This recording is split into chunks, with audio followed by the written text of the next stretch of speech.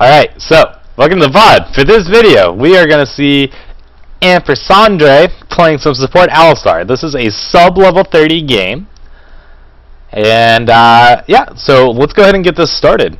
As always, though, remember to subscribe to my YouTube channel if you like this video. Like the video, give me some of these thumbs up. Go to the website, rockalockalili.com for news, information, my guides, all that fun stuff. So let's go ahead and get started. The replay after this, if you're watching live, I'm gonna go ahead and do one of my own team's games, one of my arranged fives games, and I have a lot of options for that kind of game. So it depends on what you guys want to see. But first things first, let's do this Alistar replay.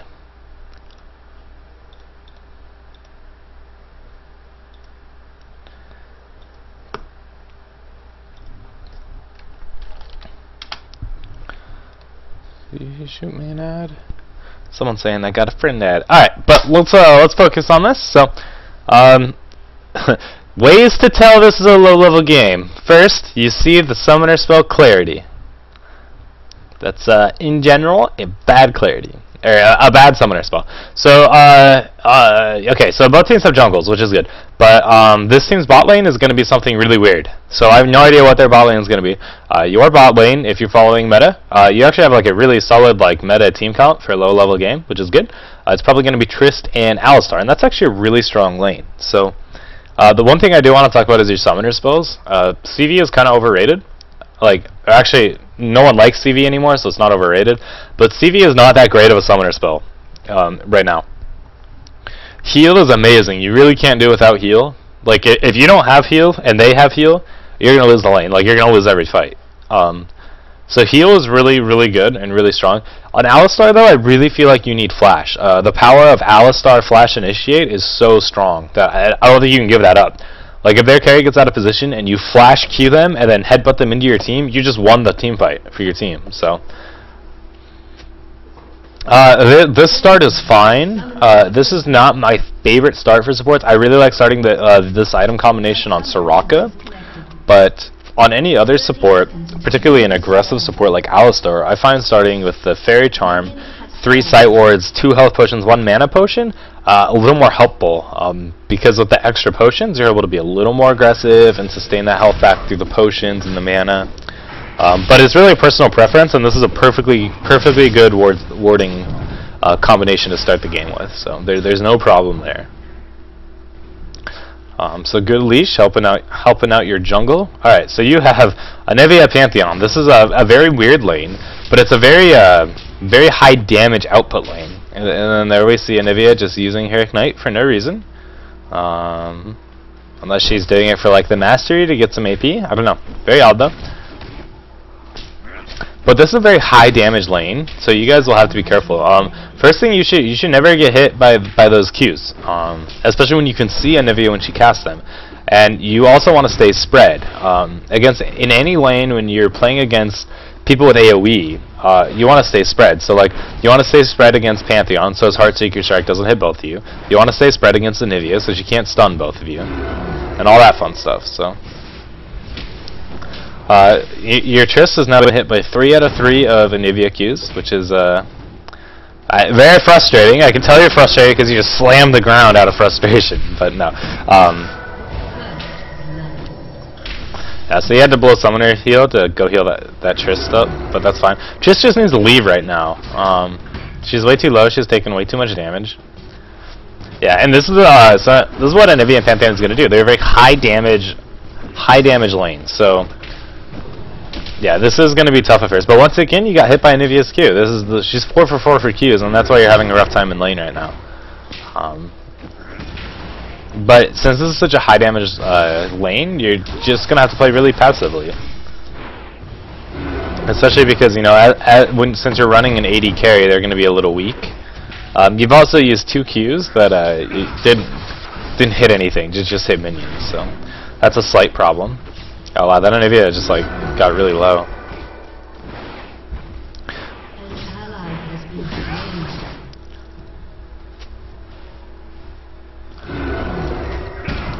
So you should, if you had landed that pulverize, you could have hit him back in the turret into Triss, and you guys would have picked up that kill, like 100% dead Pantheon. So that was a big mistake by you not to hit your Q right there. I don't know if you're just, like, if you're mashing it to get it off as soon as you could, because I feel like you could have. I feel like if you did it as soon as you run stunned, you would have got him, or you just run up to him and Q him. There you go. Good. So there you go. That's exactly what should have happened last time. But good job picking it up that time. So now that it's 2v1, you should be looking to be really aggressive on this Anivia and just going in on this Anivia. So you should be communicating with your lane partner and be like, hey, ping the bird. Don't back. This is at this point in time. If you back, now Anivia gets farmed. If you stay, it's 2v1. And you can completely deny the Anivia. But I mean, there is something to be said because now you do get your gold pretend item early, which is always awesome. So I mean, maybe that's not the right play. Maybe it is. It's kind of a judgment call. But I think that you guys, Anivia was playing like too far up for it being 2v1. You could have picked up that kill probably. So that's okay. You also always want to look at summoner spells whenever you're laning against people. We just saw teleport come in, so I think there's a Shaco in that bush. It's either Shaco or Wukong is now sitting in one of these bushes. It's the Shaco, and we just saw him. So don't go in there. There's a Jack in the Box nest. Just let the Shaco do his thing.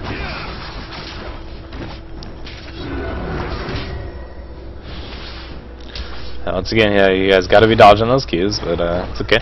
If we look at how farm's doing, we're a little scared. Just at 17, Pants at 17, and Anivia's at 8. So you guys are losing the CS game, but that's okay.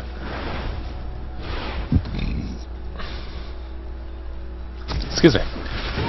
You guys can definitely go in on this. Good. Alright, way to egg Anivia, but you can't focus on Anivia when your Skarner's dying. Like, you need to be over here helping Skarner. Yeah, that was a big mistake by you. Don't sit there and beat up Anivia's egg when your team's still like fighting and trying to like not die. Oh, that was a mistake by Triss. She should have known that you were gonna headbutt and played that jump accordingly. And once again, Triss getting hit by every Anivia ice ball, but this is definitely a dead Anivia, so good job, good play by you. But yeah, I still think that was a mistake to stay on that Anivia after she egged, because you need to save your teammates. Like, I think Skarner ended up dying there, and I think that death was unnecessary if you had stayed with them. Like, getting Anivia's egg down is good enough, but that's okay. It still ended up pretty well for your team. Like, trading 3 kills for 1 kill is always good. So yeah, Shaco seems to be loving your lane. I don't really know why, but a lot of things I don't know why in this game. But your buy was pretty good. Boots and a ruby crystal, not bad, not bad. Looks like you probably had enough to pick up like an HP potion. You might as well. Like, there's no reason not to.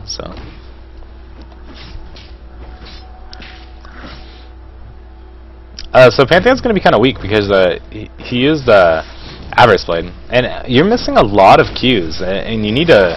That's one big thing you need to work on with Alistar. Like, you can't be like just missing those Qs. You need to really get a feel for the range because it's just you simply can't do that. You should be playing really aggressive right now. Look, you guys are both level 6, and they're not level 6 yet. Just be there you go, and just be super aggressive right now. Yeah, and like Triss has red buff, you guys have level advantage, you guys should just be all over these. So now you should just sit in this bush, and Pantheon shouldn't come anywhere close to minions. And if he does, you combo him. I haven't seen a combo out of you.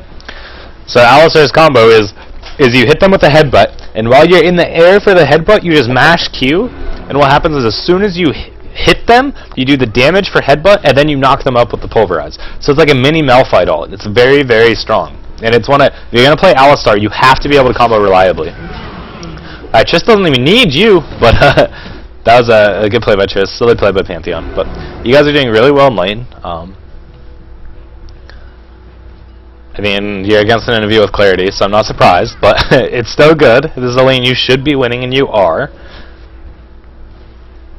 So always be looking to take, when you're dominating a lane this hard, now what you want to start looking is asking yourself, okay, how can I take this big advantage I have in lane and build on it and create more advantages? So you want to start looking for dragons. You want to start communicating with your jungle and be like, hey, we're going to kill them in about 3 minutes. At that time, let's take dragon. So your Skarner's like, or tell Skarner to come gank bottom and then we'll take dragon. Stuff like that. Or look to start taking their red buff, controlling their red buff, because you guys are so far ahead of this lane that they're not going to be able to do anything. They can't contest you.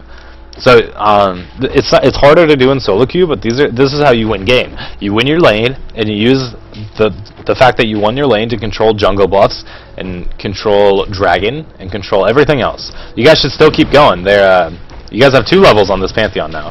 Yeah, you forced him to flash.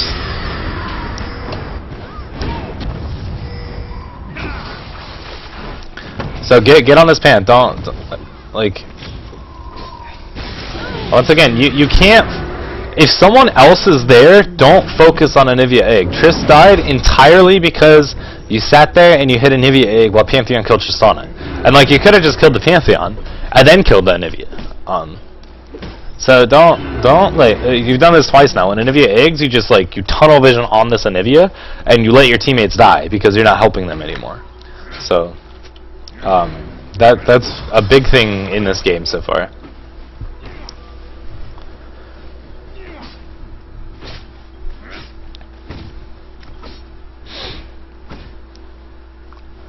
Like there was no reason for you guys to trade 1v1 there. That was just poor play by you guys, because like you guys had 2 level advantage on the Pantheon and you just traded like 1 for 1. That's just poor play.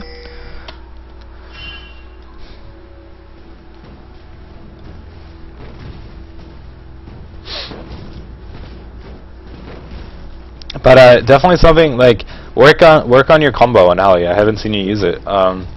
Like I hate doing the combo on Ali. I'm really bad at it, but that's why I don't play Alistar. Literally the only reason I don't play Alistar is because I can't reliably land combos, and it's a very important aspect of playing Alistar. So I'd be aggressive on them again. Like you have 2 levels on this Pantheon, a level on Anivia. Anivia has like no items. She has Catalyst. She has no AP. You guys should still be being aggressive on them. Make sure to like CV for Shaco before you go in though. And now that Anivia has no egg, it's a really good time to be aggressive.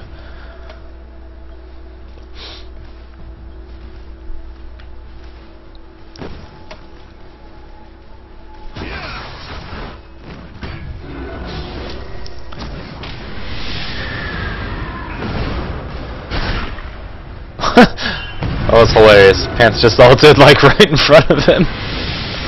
I've never seen a Pants do that. Too funny. This is Triss being really aggressive when you don't have any cooldowns. You should CV. Yeah, good CV on those bushes. Good ulti by Triss.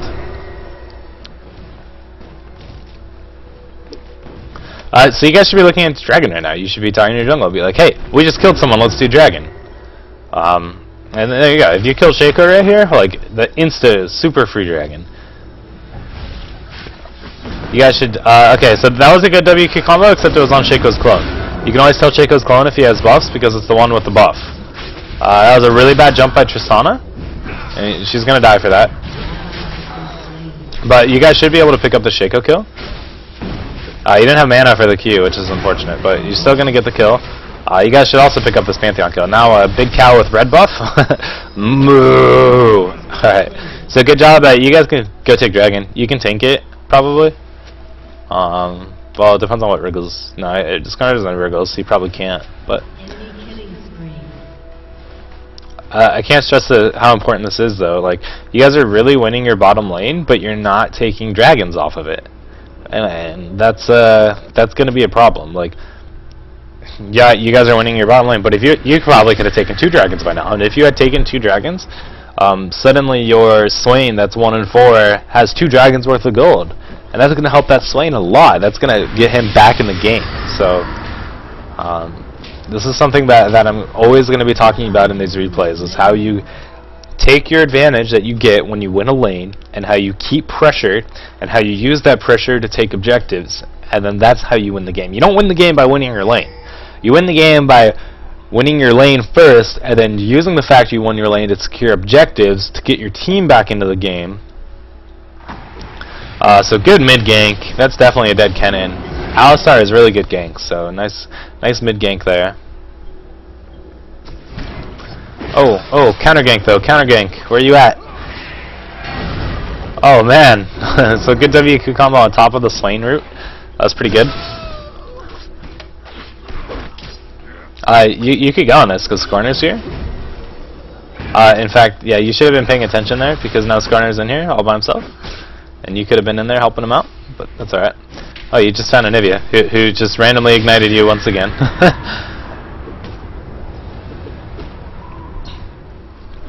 Anivia, if you by chance watch this guy, don't ignite like when they're full HP randomly. Ignite once you can decide that the ignite will kill them. But good Anivia pick up there. Yeah, once again, you just killed someone. You guys can take Dragon. Like, but it's a little risky because like you should have done it once you killed Kennen, because Kennen's big right now and he has that big AoE damage team ult. And if Kennen comes right now and ults like everyone, that might be pretty bad for you guys. Like you're out of mana, you can't do anything.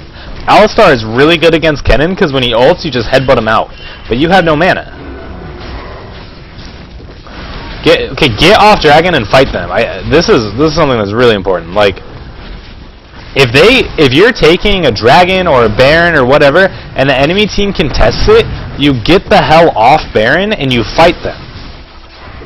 This is a big mistake right here. The fact that you're just sitting here fighting Dragon, like you can't do that.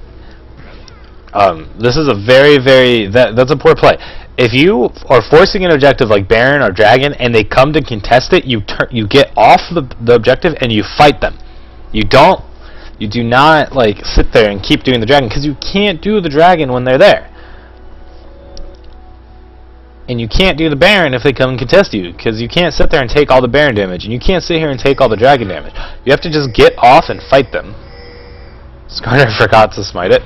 That's lovely, but yeah, this is something that I see a lot in a lot of games at all levels. People don't know how to handle when someone comes and contests an objective. If you're smart, the only time you're going to be trying to take something like a Dragon or a Baron is when you have an advantage anyway. So that's why you should be turning off and fighting them, because you should have an advantage. Otherwise, you shouldn't try to force a Dragon or Baron. But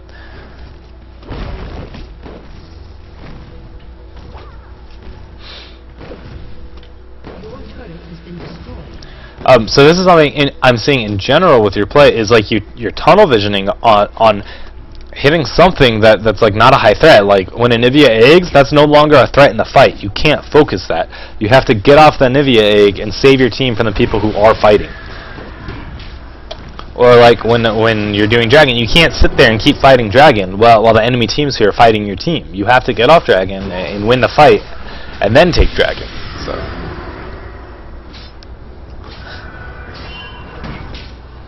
You guys still like are really ahead in this lane, so you guys can still like be really aggressive.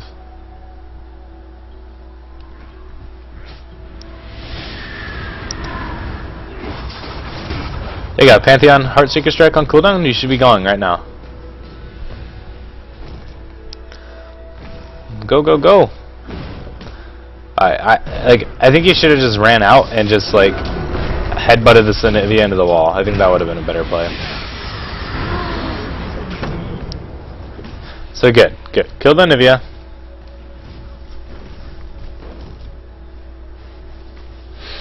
If we look at how your team's doing on CS, this is another reason we can tell it's a very low level game. At like a higher level game right now, in 20 minutes in the game, we would be seeing like CS like around 160s at minimum, like 160s and above. But we don't see that. Oh, Triss is gonna die to that ignite. That's unfortunate. So that Pant's a WQ combo away. You should just dive this. Like, you have ulti, he is really low health, just dive that. But yeah, I mean, we see the highest CS in the game is like 93. That's so low.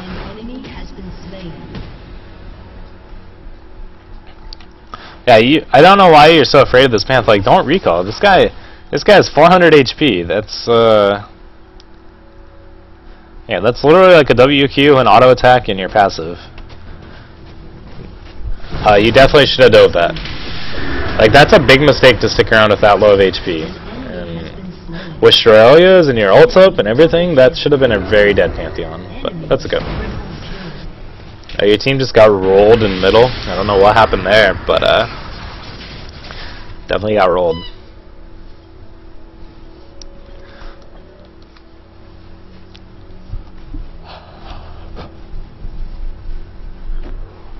So you guys have been dominating bot so well, but look, you haven't taken their turret. You haven't taken any dragons. So the fact that like you're 4-1 and 7 and Triss is like 6-3, you know, pretty well, and Nivea's 0-6 and Pantheon's 2 and 4, like that's not that big of a deal, because if you look at what happened, you haven't taken bottom turret. You haven't taken dragon. You have not secured any objectives for your team. You haven't used that advantage of winning your lane for anything this entire game. And it's really, like, it's hurting your team. Your team is losing their other lanes, so you need to be helping them out by taking tower for the global gold, by taking dragon for the global gold. But instead, like, you guys are winning your lane and that's it.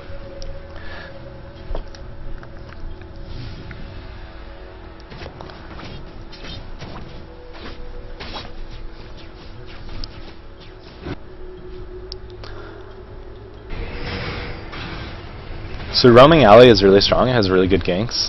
And like here's why flash is good. If you had flash, you could have flashed WQ'd that shit, go and kill him. Like there's so many situations where flash is just so good. You need to get in here because your team, like you're really good against a lot of these people. Like you can just headbutt Wukong out when he ults, and you can just headbutt Kennen out when he ults. And there's all these you have all these counters to the enemy team. That you should be focusing Wukong. Like you need to prioritize team fights better. Like Wukong is really rolling your team. He's 6-3, like highest CS on their team. He's a really big threat. So you should have been like focusing that Wukong in that fight, and I think you could have saved the person Skarner. You could have saved the Skarner. But that's okay. Don't forget your Shurelya's too. You still have it.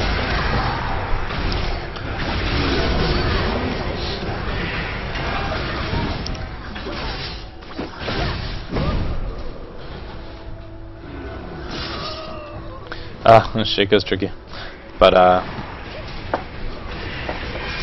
yeah, like your Shurelya's is up that whole fight. You could have just used it to give you some move speed. Helps you guys kite more effectively and everything.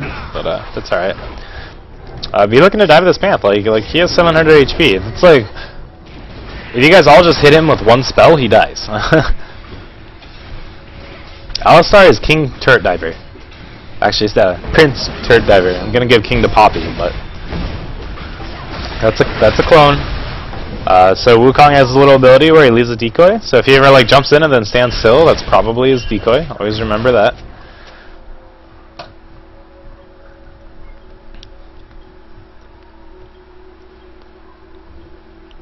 So you're very low mana right now. So I would be very careful. Really save this color to go on this.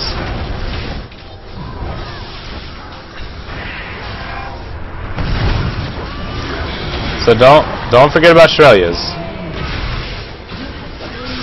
And like you should yeah, okay, so I'm gonna talk about proper use of headbutt.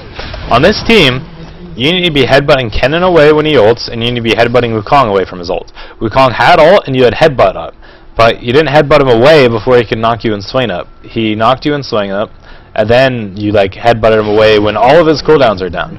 Right when Kennen ulted. So you need to be managing your headbutt a lot better against this team. You need to be headbutting Kennen away when he ults. You need to be headbutting Wukong away from your team when he ults. And you need to be headbutting Pantheon away from your squishies like Triss. So you don't use like your headbutt just randomly in team fights. You use it to really control specific things in fights. You need to be saving your headbutt for Kennen ult. If you know Kennen ult's up and you know it's coming, you need to save your headbutt for it.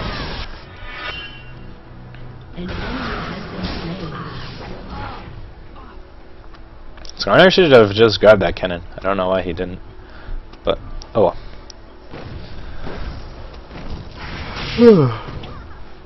Excuse me. So this is something pretty common we'll see in a lot of games, especially lower level games. We'll see teams just kind of grouping and like staying mid, because I don't know what else to do.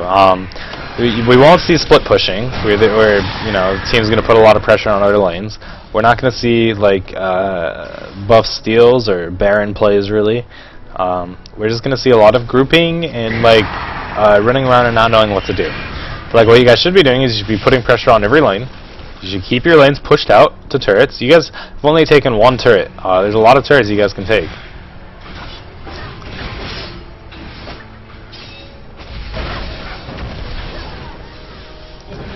Alright, good ignite for the Shaco kill. Once again, you should be headbutting this Kennen out. That was a poor headbutt. You pulverized him while his ult was going on, and your whole team still, so they all got stunned. And then you headbutted him like 2 inches into the wall. So that Kennen should have been out of there, and that ult should have pretty much not mattered. But and then once again, you haven't used Shurelya's yet in this fight, and like you could have Shurelya's to help your Triss get distance on that, to help the Triss get distance, and then you could have gotten on the other side of this Wukong, and then you could have W'd away that Wukong. So.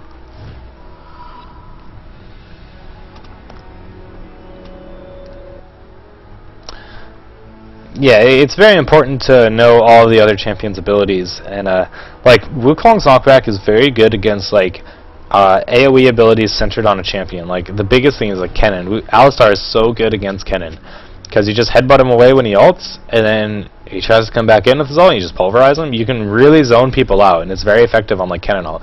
Or Wukong, it's really good for Wukong. If he jumps in with his Nimbus Strike, his gap closer, you can headbutt him away.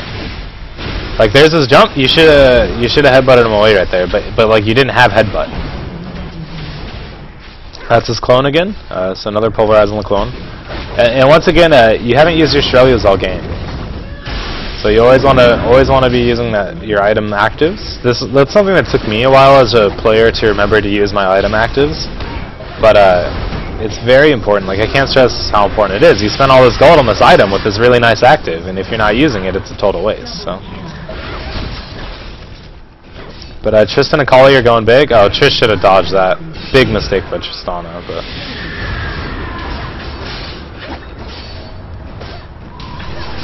Kali should have this in the video. You guys should be looking at like possibly doing a Baron with this ace, or using this ace somehow.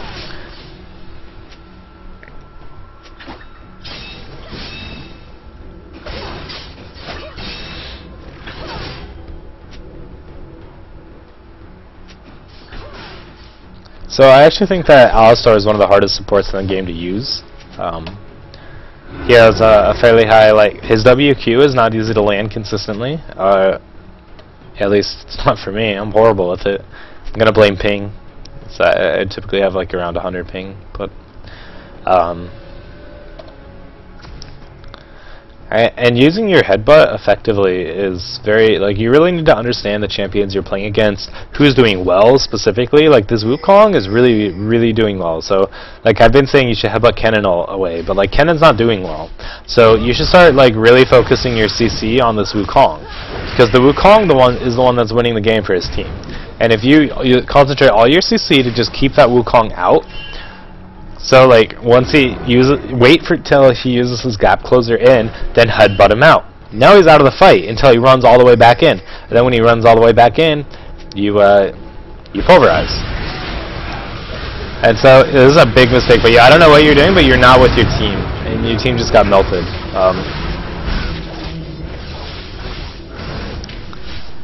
Yeah, so that was like you were with your team, and I'm not really sure what happened, but it was a mistake not to be with your team. If you just like queued, you might have been able to save your team. A Q and Shurelya's might have been able to get them out of there, but that's alright.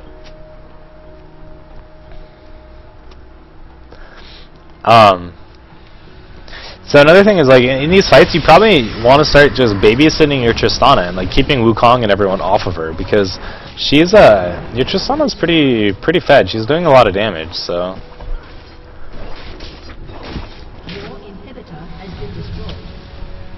That might have been, well, it's hard to say. I was going to say that might have been game, but I don't know.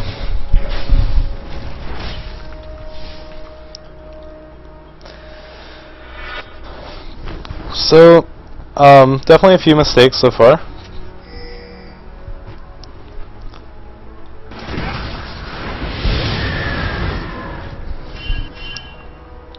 At this point, you guys are definitely behind. You are really behind and losing. And unfortunately, what that means is that really your only option is you need to play very passively, and you need to just kind of chill and play passive and farm and keep your lanes pushed up and try not to let them Baron. So as a support, you need to get vision on Baron to make sure that they do not do that. They should have had it after winning that last team fight, but for some reason they didn't. Okay, that was a good AFK kill. You guys should be looking like, okay, we just killed one. What can we do with that? Can we take a Baron? Can we get top turret? These are all things you could be doing. But instead you're waiting in a brush. And that's a mistake. I also want to talk about this ward coverage. These wards effectively see the same thing. Like if you just had this ward, you would see this jungle exit and this jungle entrance. You wouldn't need this ward at all. Like this ward provides no extra vision that this ward doesn't. This ward is much better. You don't need both wards. Same thing here. Like you have two of these wards. Just one ward here is fine.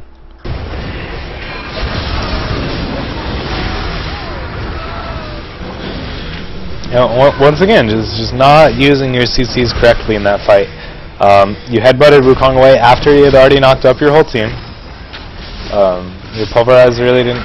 Like, you need to be concentrating on this Wukong and protecting people from that Wukong. But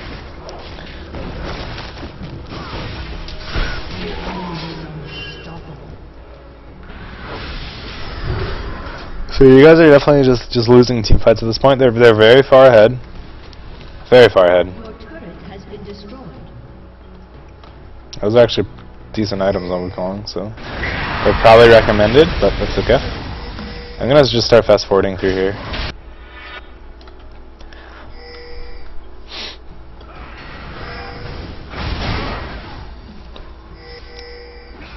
This is very risky for you to be out warding. If they decided to come up this way and caught you, you would have definitely died, and possibly cost you the game. So.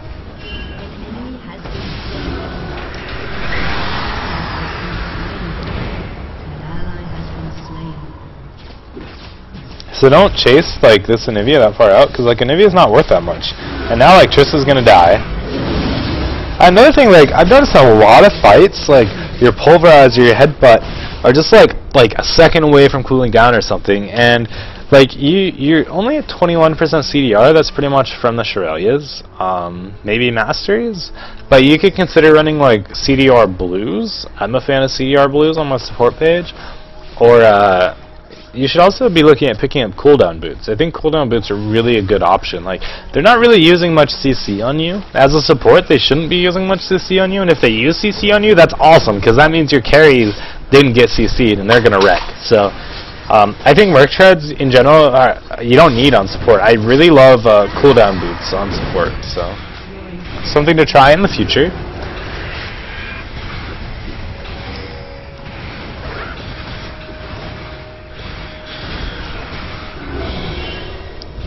You guys shouldn't be like so aggressive chasing them, because like you guys are behind. And when you're behind, you don't like be really aggressive. You don't go chase them. When you're behind, you stay passive and you farm up and you wait for the enemy team to make a mistake. And that's really all you can do. And it's really unfortunate, but it's really all you can do. In a MOBA, when you're behind, it's the enemy team's game to lose, because the way that MOBAs work, where they're still snowballing, if you get ahead early, you can use that to get ahead more. And then to get ahead more, and then to get ahead more. And as soon as you get one lead, it's now your game to lose. So that's kind of what we're seeing here. Like you guys are setting up so that they can't do Baron, which is good, because if they get Baron, you guys definitely lose the game. But you guys, like, I don't think you can really contest this team fight. So like, you should never type like what this caller doing is like, hi, we see you. Like, don't tell them that, because if they didn't notice that CV, they're going to waste a lot of time just sitting in that brush.